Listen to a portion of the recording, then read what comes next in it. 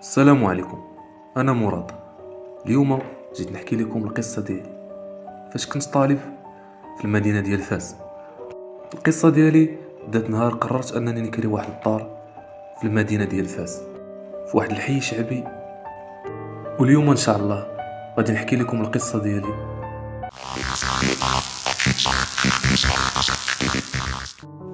السلام عليكم. انا مراد. من بعد ما كنت طالب جامعي في المدينه ديال فاس وكنت خدام في نفس الوقت وكنحاول نتقاتل مع الزمان باش انني نوفر الكرا ديالي والمصاريف باش انني نقرا. قررت انني نقلب على شي دار اللي غادي نكريها وتكون بثمن مزيان. من بعد ما قلبت لقيت واحد الدار في واحد المكان شعبي. المهم كنت انسان فرحان وكانت الدار بثمن مزيان. الدار زوينه، ولكن اكثر حاجه شدتني في ديك الدار هي واحد المرايه كبيره كتجي في الكوزينه، مزوقه ومخدومه وكتبان بانها قديمه. عجبتني صراحه ديك المرايه وقلت انها غادي تعطيني واحد الديكور مزيان للدار.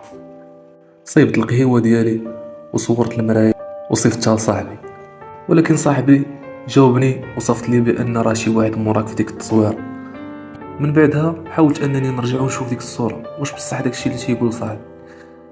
من بعد ما رجعت وشفت الصوره ما بان ليا والو، وقلت بان صاحبي واقيلا غير بغى يضحك معايا وداكشي صافي وخليته.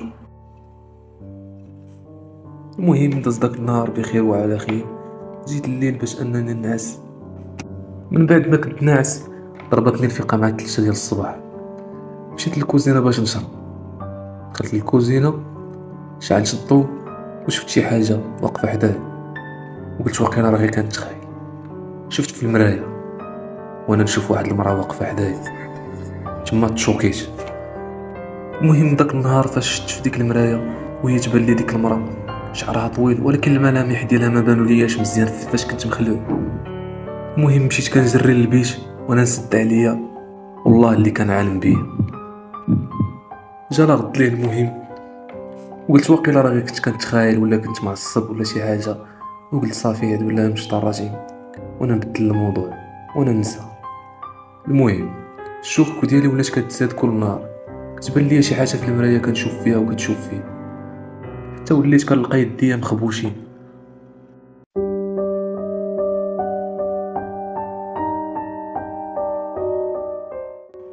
وفي الليل وليت كنسمع الصوت ديال شي واحد كيتنفس حدايا والصوت ديال شي واحد كيدق في الباب. وليت كنحس براسي غنحماق، ما بقيتش عارف واش انا اللي هبيل ولا هادشي بصح ولا والو، وليت غير مسلكها مع الوقت وصافي. حاولت انني بغيت نبدل ديك الدار ولكن مع الاسف ما كانوش عندي الفلوس، الى انني قررت انني نصبر وقررت انني نشوف شي فقيه اللي نمشي نحكي ليه هاد القصه ديالي ويقدر يعطيني شي حل لهادشي.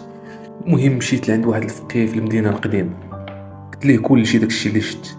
الفقيه شاف فيا وقال لي بان هذه راه ماشي غير مرايه عاديه، هذه راه بوابه لواحد العالم اخر وفيها شي واحد ساكن، راه جنيه كتغدى على الخوف وكل ما كتزيد كتخاف منها كتدخل فيك.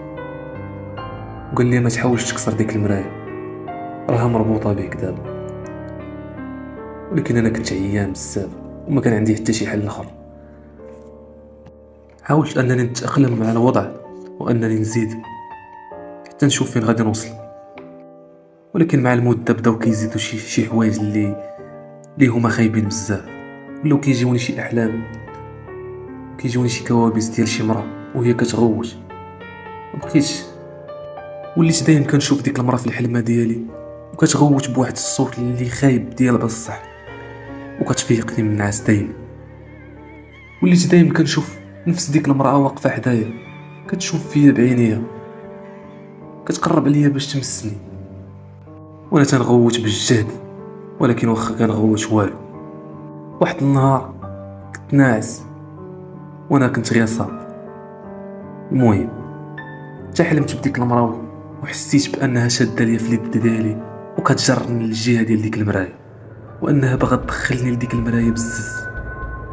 وكنت كنحس بان اليد ديالي كانت غادي تقطع عليا من القوه ديال ديك المراه.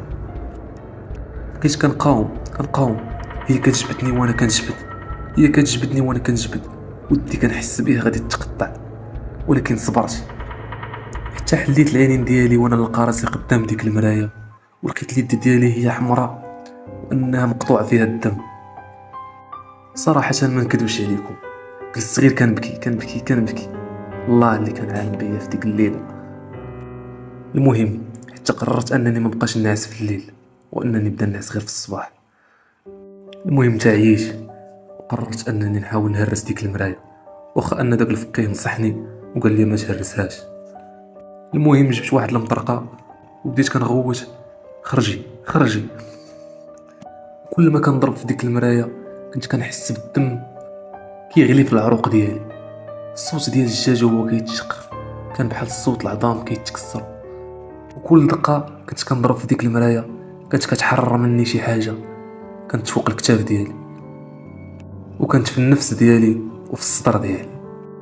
المرايه بدات كتشقق وكتفتت، ولكن في وسط داك التشقاق وجه ديال ديك المراه كان كيبان ليا مزيان، قريب بحال شي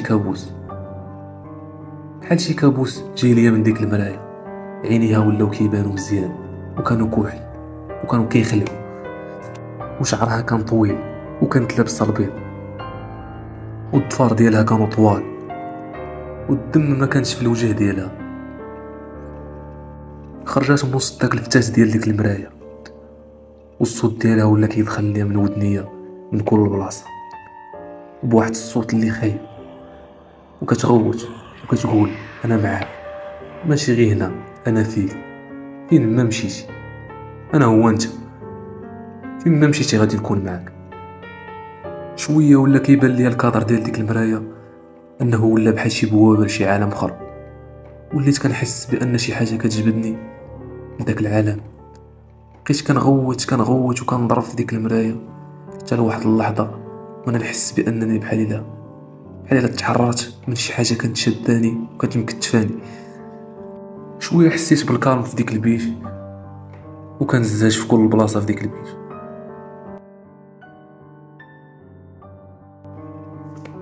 ولكن في داك الكالم كنت كنحس بشي واحد كيتنفس ليا حدا ودني، وكان كيقول لي بانني انا باقي هنا وانا معاك ديما.